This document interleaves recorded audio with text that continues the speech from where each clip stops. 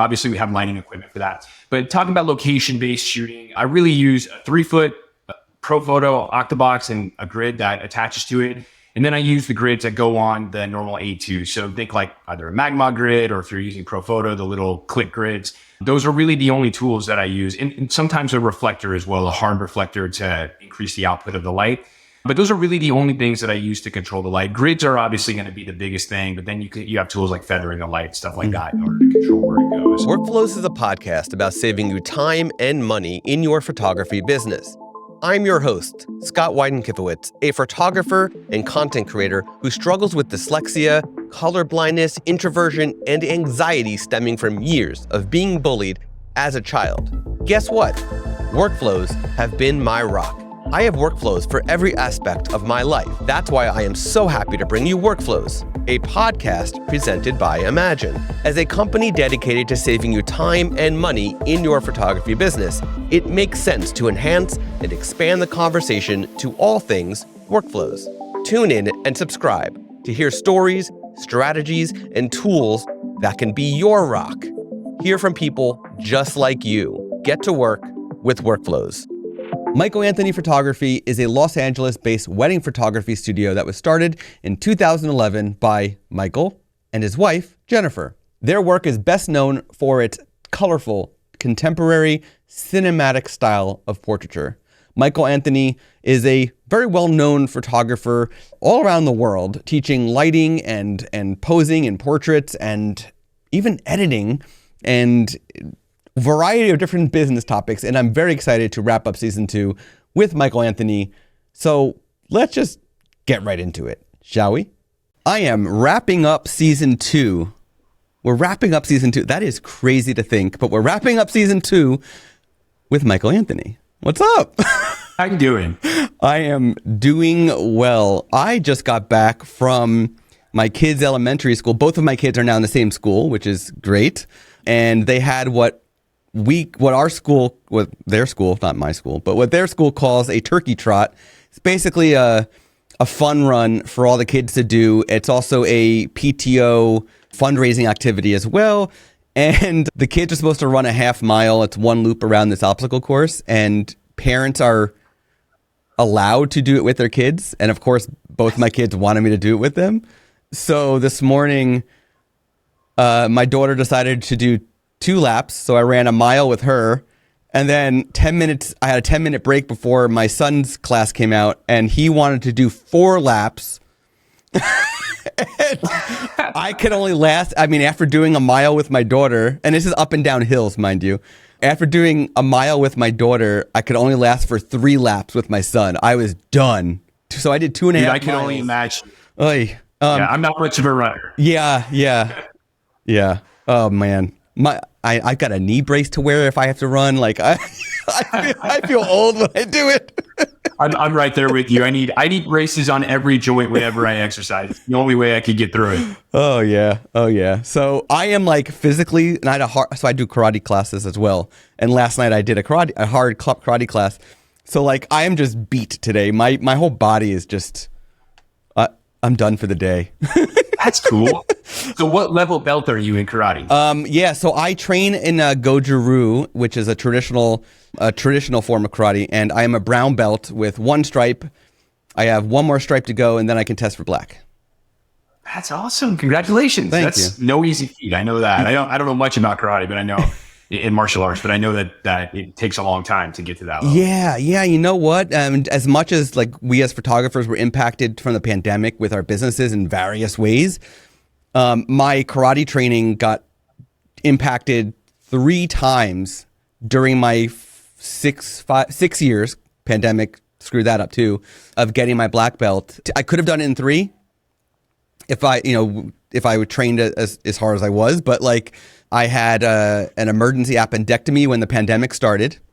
So even though everything went virtual and we did everything through Zooms and stuff, I had to take 6 weeks off for that, and then the pandemic itself. So that puts you back itself, right? So there's 2 years gone of like I can't train hard with other people, and then the surgeon who did my appendectomy left me with an incisional hernia. So I just got that fixed a few months ago, and I was out for another 6 weeks.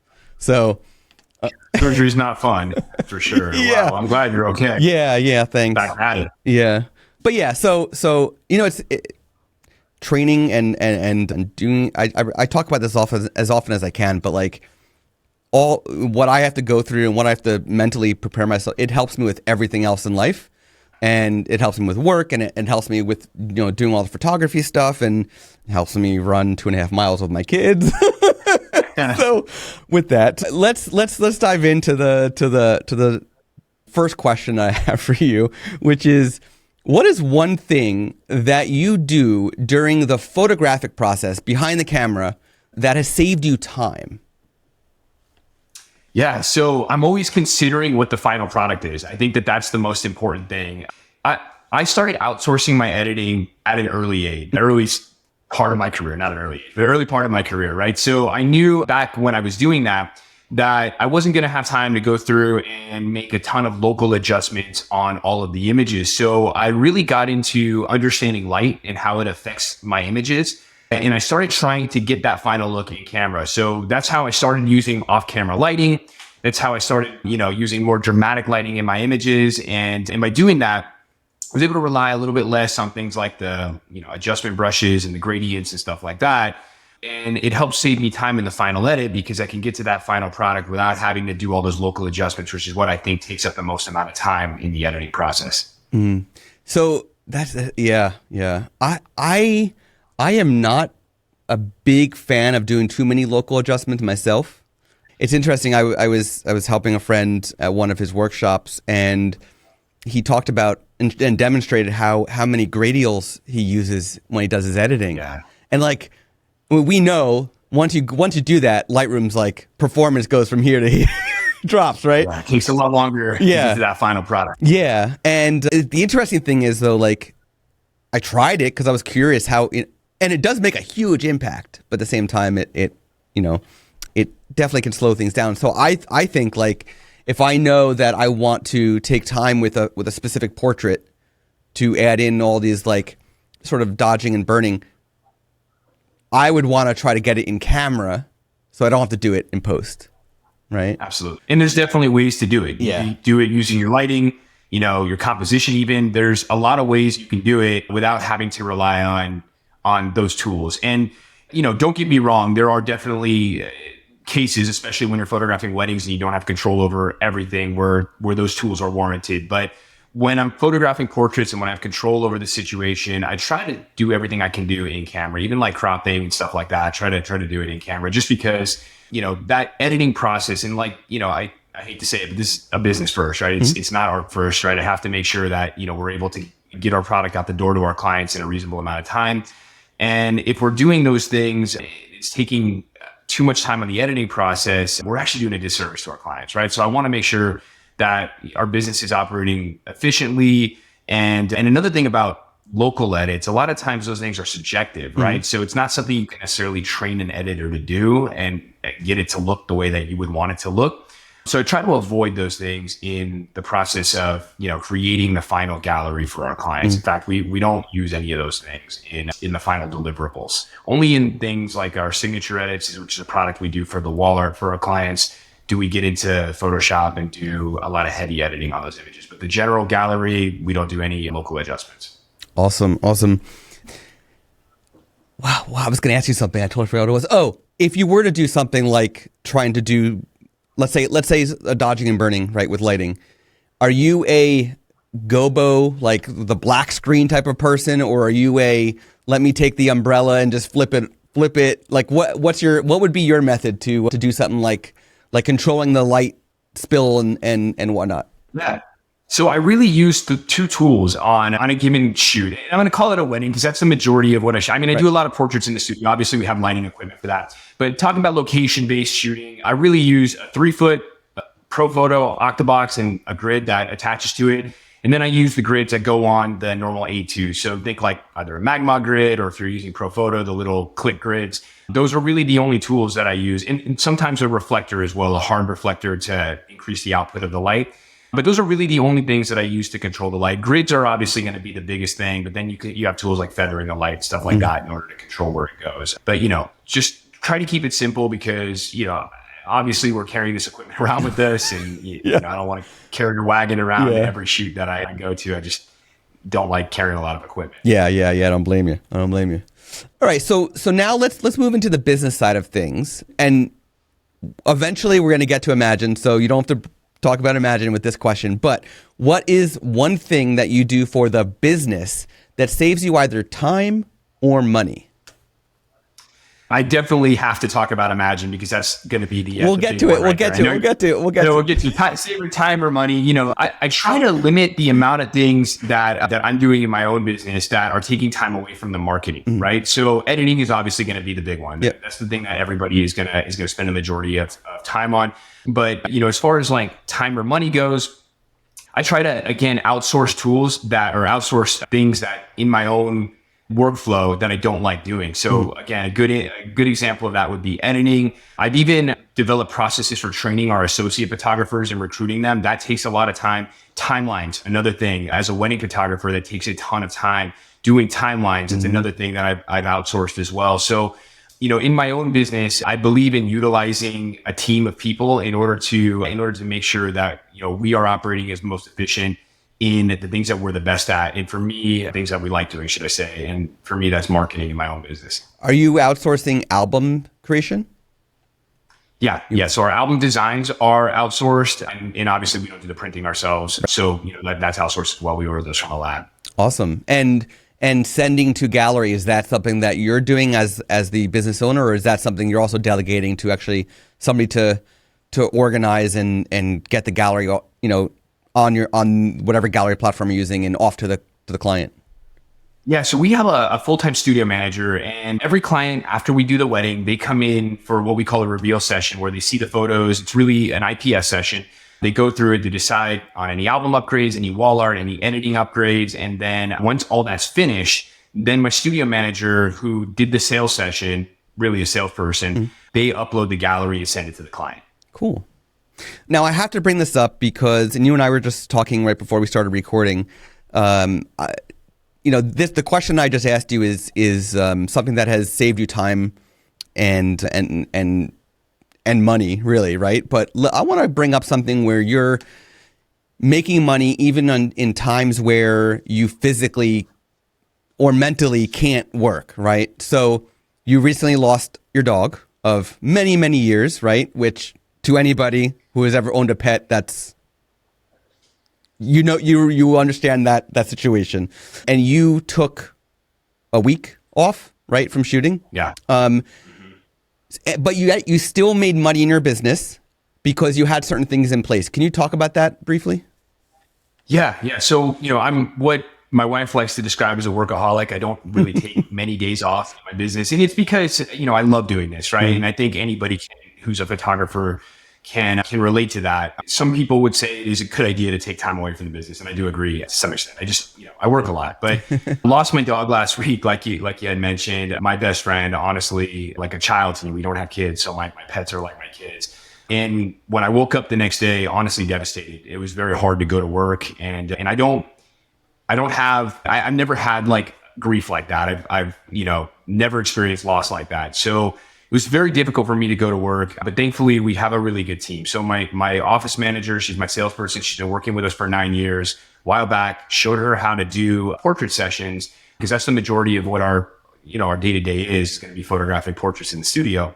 Showed her how to do those, trained her on how to do them. Also boudoir sessions because we do that as well too. She was able to pick up those studio sessions. And then we also have, associate photographers. Obviously there were a couple of weddings last week. I did go and photograph those, the ones that I was contracted for. But, even going back, years back, we developed a team of photographers in order to, create more business opportunities for our business. And we've have a really good team. They've been together with us for, I think our newest photographer, lead photographer, has been with us for like 5 years. So, they're able to step up and take on some of these shoots. In fact, they're doing the majority of them these days as far as weddings go. And I'm working a little bit more in the studio. So, as far as like lifestyle goes and work-life balance, for me, it's a little bit better if I'm photographing less on the wedding side and more in the studio. And that's kind of the business we've manifested and we're still working toward, but it seems to be where we're headed. Yeah. I think the idea of not necessarily outsourcing the job because they work for you, but delegating and taking some of that responsibility off your plate, especially at times where you mentally had to take that break, right? So being able to take the pressure off you and give it to somebody who you trust, I think is something that a lot of photographers should be considering. But I think it was smart that you also recognized that you could cross-train your studio manager to actually shoot the portrait sessions in the studio.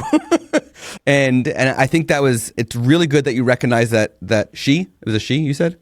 Yeah, so that she could handle it, do the job and do it well to the point where you're satisfied with the work, right? So, huge kudos for recognizing that and for giving her the opportunity to do it. It's huge, right? I think a lot of photographers worry about the creative process a little too much, right? And we tend to get involved in it and we want to have control over all of that. And that's good. And I think you should to an extent because you're technically the creative director, right? So even if you're having people photograph for you, you obviously want to have a close eye on what they're doing and a good hand in their training. But I think it's important to note that as a business owner, if we try to do everything ourselves, at some point that avalanche is going to come down on us, right? There's just too many things that go into running a business that can really affect, our mental stability and even just our ability to run the business, right? So handing things off, so I got some good advice a long time ago, and that's, make a list of all the things in your business that have to be done, whether it's bookkeeping, whether it's, even something as simple as like cleaning the studio, right? And cross off the things that you just hate doing in your business, right? Those should be the first things that you look to outsource. And the things that you love doing, marketing, shooting, things like that, those should be the last things that you outsource, if at all. And it really kind of opened my eyes on how to structure that. And as we started, growing in our business, I started learning the things that we needed to outsource in order to free up more opportunity in our business for, business opportunities. Mm. Yeah. Yeah. Definitely sounds like it worked out well, and it's hopefully you never have to do it again, but at least you've got that system in place for if and when you needed to do something like that again. So let's move into editing, and again, not Imagen. What is one thing that you do for editing? This could be pre-Imagen, this could be post-Imagen, but still something you do that saves you time. So something that you do for editing that saves you time. Removing myself from the process. That was the most important. Again, going back to us as creatives, being a creative director, we look at our work and we are the most critical of it, right? Mm-hmm. So we're going to look at our work and we're going to, hyper analyze every little detail. And in doing that, we're taking a lot of time. So let me give you a good example, right? Mm-hmm. I try not to cull my own work if I don't have to. I try to allow some of the people we're outsourcing to, some of our team members, to be able to cull my work, because otherwise it takes me a really long time to do it. My wife, for instance, she shoots boudoir, and whenever I'm culling her job or whenever our team is culling her job, we've made it so that she's not in the room, because otherwise she'll sit there and she'll hyperanalyze everything, and it becomes a part where it takes us too much time to coming back and forth selecting this image or that image, right?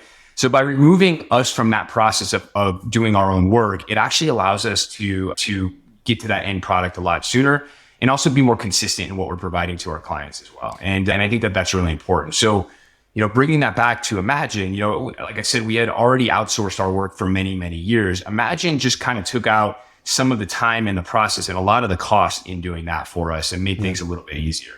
Yeah, there's two things I want to address that of what you just brought up. One regarding Imagen, and you talked about being so emotionally deeply invested in the cull or the edit, is that when you go to an AI, right, it's pure science, right? It figures you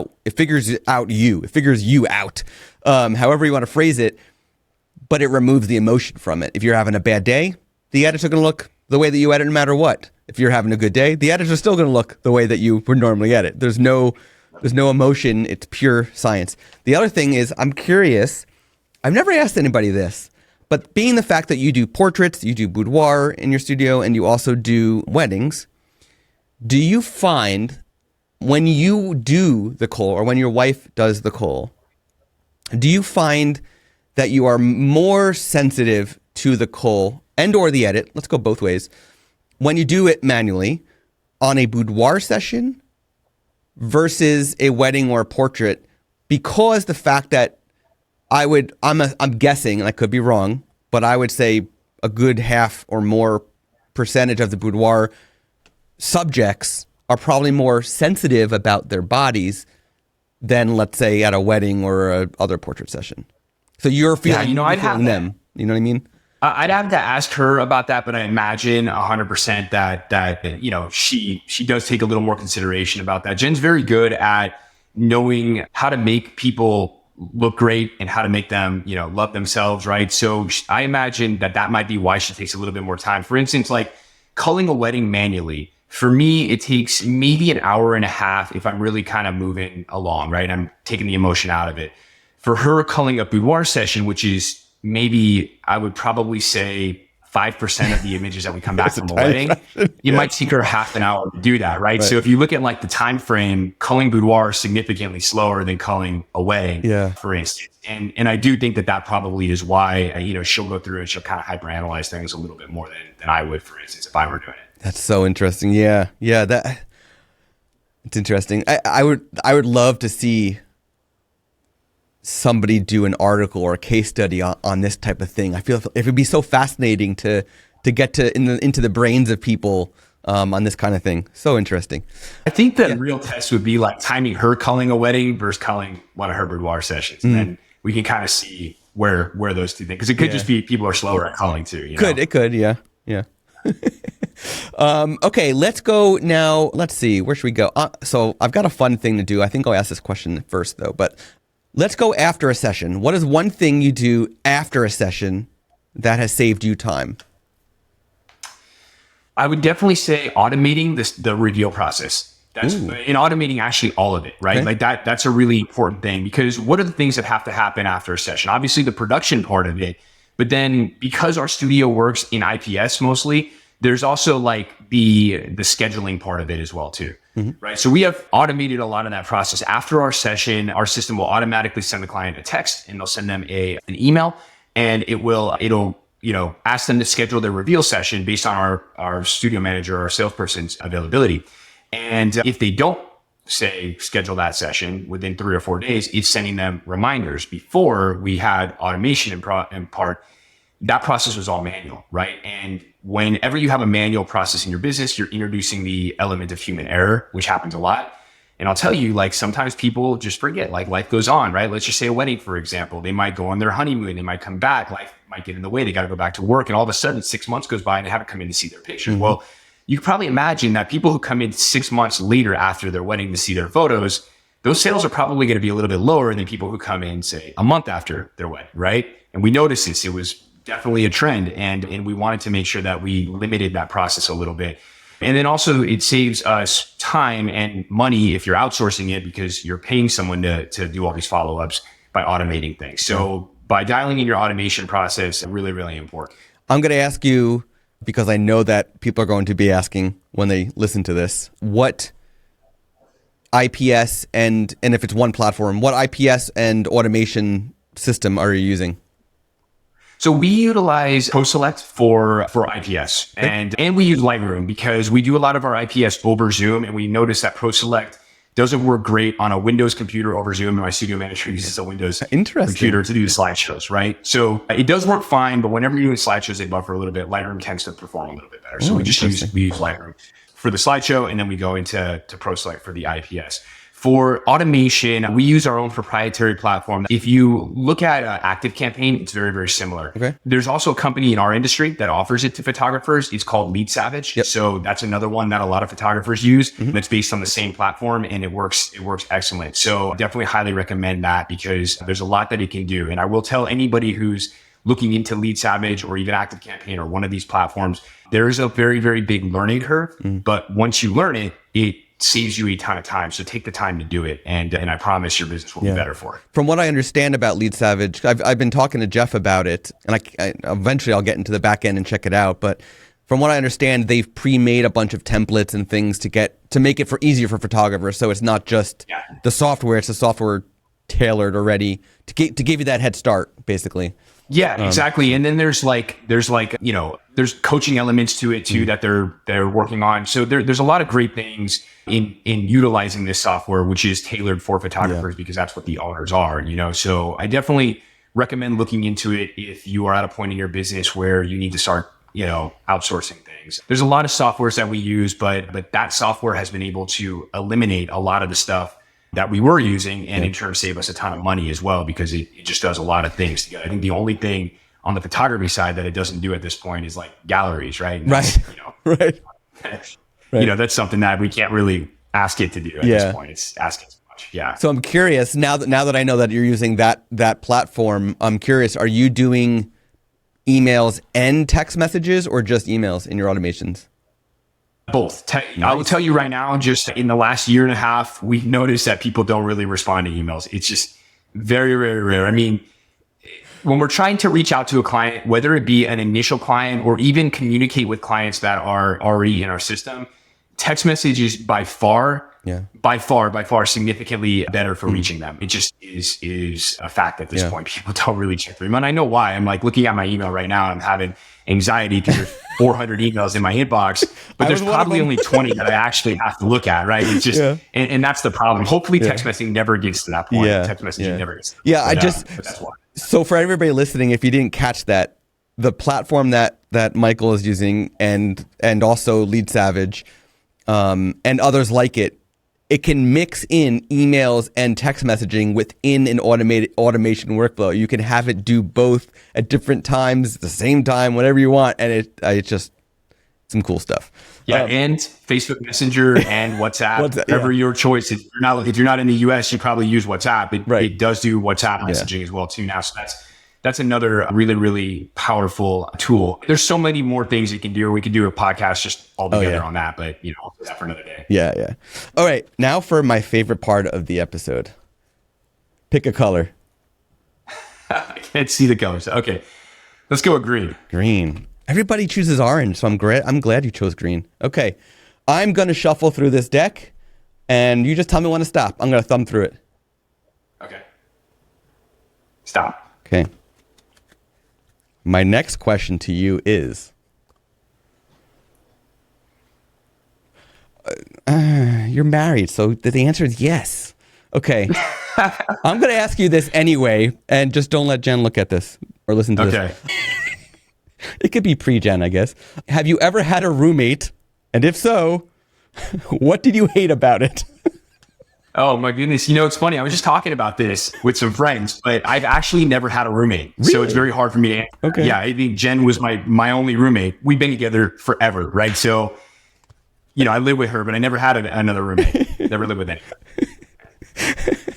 I won't ask the second part of the question because she will probably listen to it. Okay. What's the second part? I'm curious. What do you hate about it?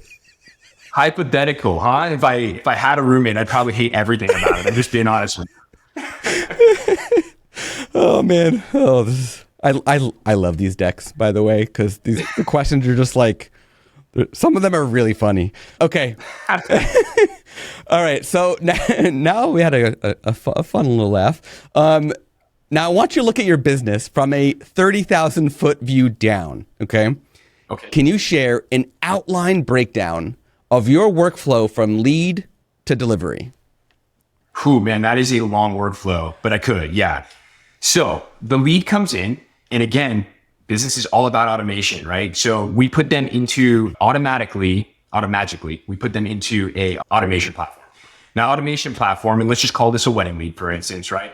It's going to start sending them emails. It's going to start sending them text messages, trying to get them to schedule a consultation with us. It also sends them our pricing. We started doing that this year just because, it helps us manage the volume a little bit better. And the consultation, we changed it recently from a in-person consultation to a Zoom consultation. And now we just do a phone consultation just to keep things a little bit simpler for the client.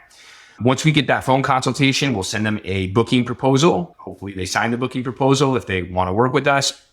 Then they go into a different automation, right? And that automation now is for booked leads. Try to get them to book an engagement session. Obviously, we're doing IPS, so we want them to schedule that engagement session. And then we're going to send them a bunch of emails preparing them for that shoot and also the wedding.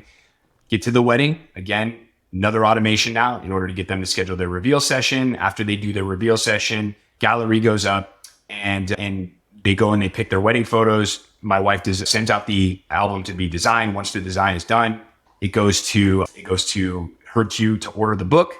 Once the album is ordered, we go ahead and deliver that album. Now, at that point, you might think the process is done, the client is delivered, right? But what is the best client that you could possibly get?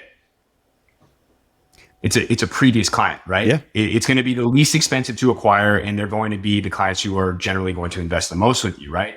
So now those clients are going to go into another automation or a set of automation, should I say, which we call internally marketing roulette, right? Which allows us to send them ongoing promotions throughout the year in order to get them to sign up for portrait shoots and things like that with us. So there's a lot that goes into it. Again, this is a system we've been building over 12 years. Obviously, in the last couple of years, it's gotten a lot more simple because of automation software, but we want to make the most out of every client we get. Weddings are kind of the beginning of the life cycle, right? And now that we're doing a lot of portraits, we want to bring them back in for portrait shoots. Awesome. Yeah, I love that your entire workflow is heavily on outsourcing where it needs to be outsourcing, automating where it needs to be automating, and using modern technologies, but at the same time you're still having these personal touches with the IPS, and you're still doing what you need to do as the name on the photography business, right? And even with your associates doing their thing and with your wife doing her thing and everything is streamlined so perfectly and still being optimized, right? So it's one of those things. We live in California. Having employees here, people, it's going to be expensive, right? Mm-hmm. It's just an expensive state to live in and operate a business. But we learned over time, like automation helps us to cut down on the amount of people that we need involved in the business, and it also makes the client's experience a little bit better. Mm-hmm. It's going to be more consistent, So we're down. I mean, at the most, we've ever had was like 3 full-time employees at one time, right? And now we only have 1, and then we have a bunch of subcontractors who have been with us for a really long time who help us on the shooting side, and a bunch of services we outsource to. But I feel like for us, it's the way to keep the business profitable and also efficient at the same time, and also give the client a good experience. So, it's one of the things that I think every business owner in this industry should look into doing. Yeah, and I think location definitely helps direct what direction you need to go with that, whether it's more full-time or whether it is more contractors and things like that. And like you say, like where you live is very expensive. And so, and you figured out exactly what needed to be done to make your business still efficient and profitable at the same time. So correct. Yeah, it's fantastic. Okay. You're using AI in your business, obviously. What does the future of AI in photography look like to you? Oh man, it's a question we've all been thinking about a lot, right? Yeah. Listen, I don't think, and what a lot of photographers worry about when this question comes up mm-hmm. is like, is AI going to replace my job? Right.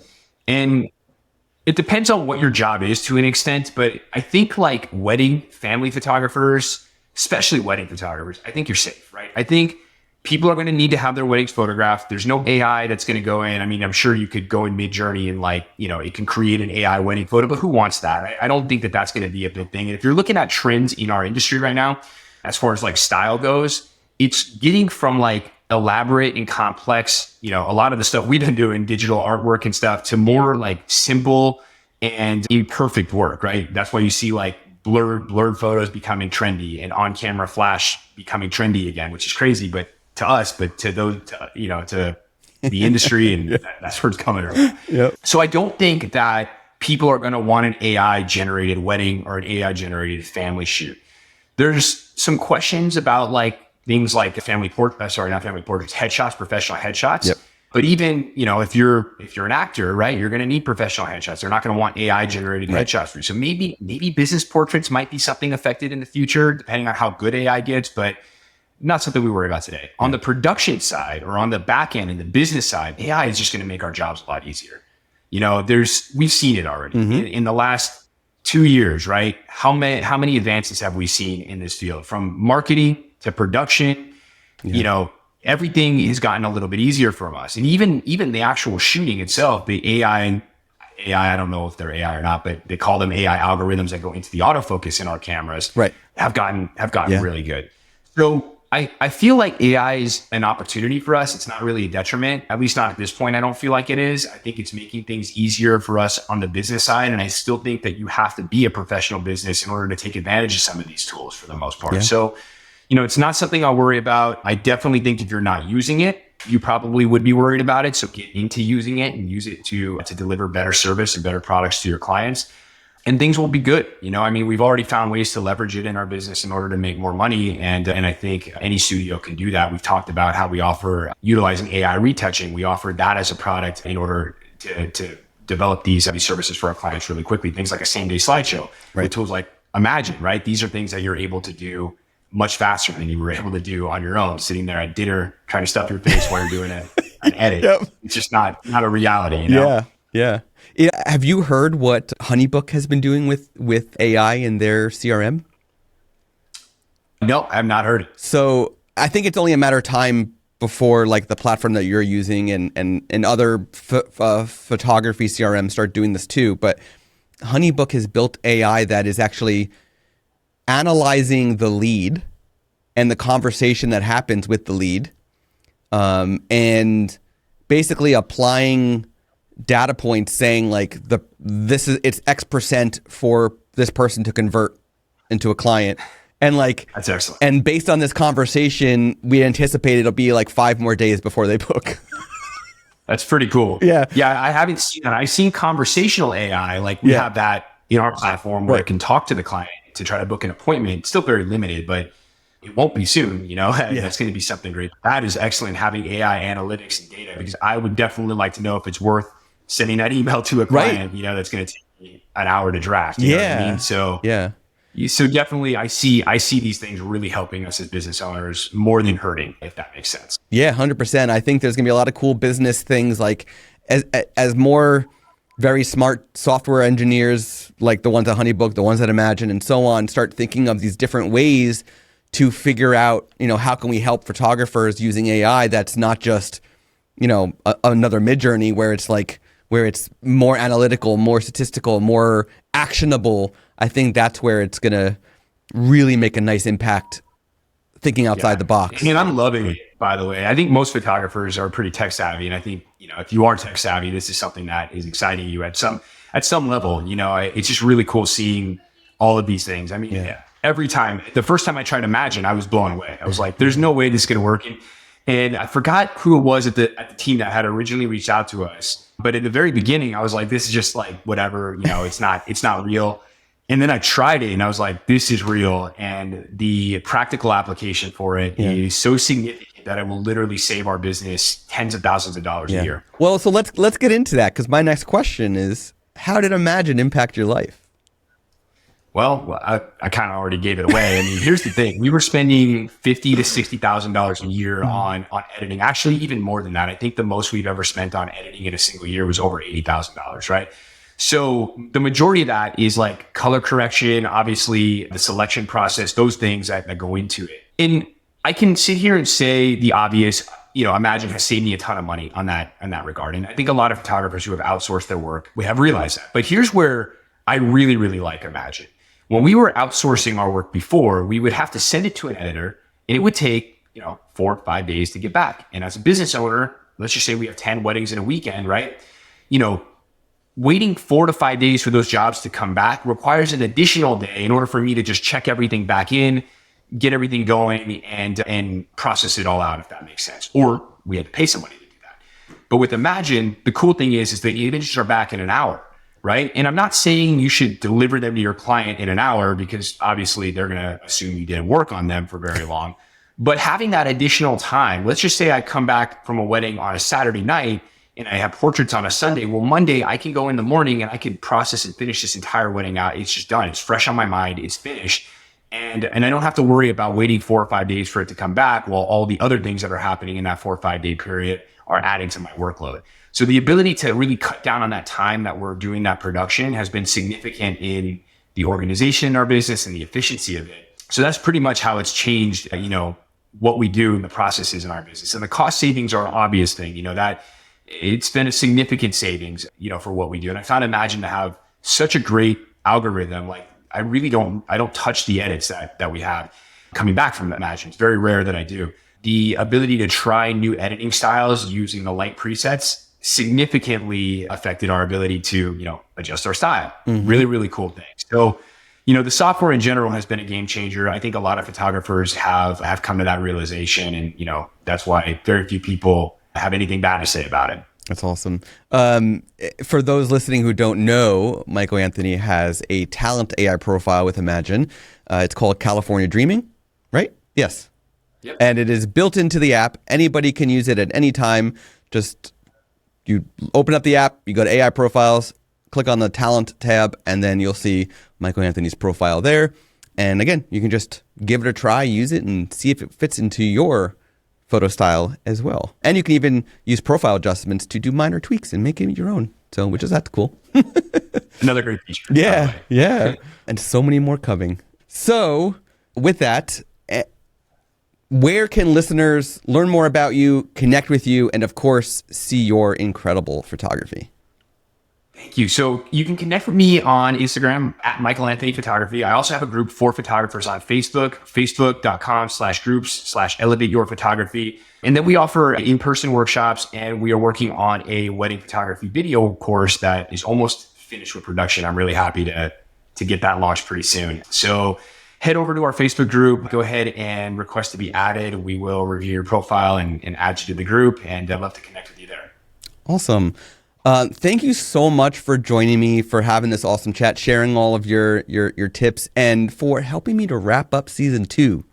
It's fun. That's exciting. Happened quick, didn't it? It did.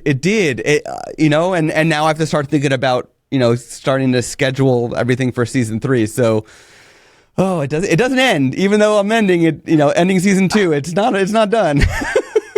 So that's exciting. I can't wait to see what you have in store for season 3. Yeah.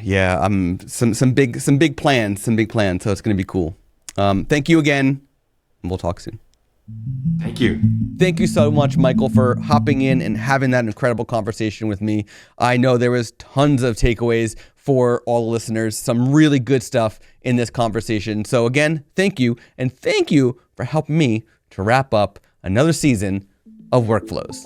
You have been listening to Workflows, presented by Imagen. To hear more from Workflows, to find links to our guests, and for an exclusive offer for Workflows listeners, please go to imagen-ai.com/podcast and be sure to subscribe to the podcast on Apple Podcasts, Spotify, or wherever you listen to podcasts. Thank you for tuning in. Until next time.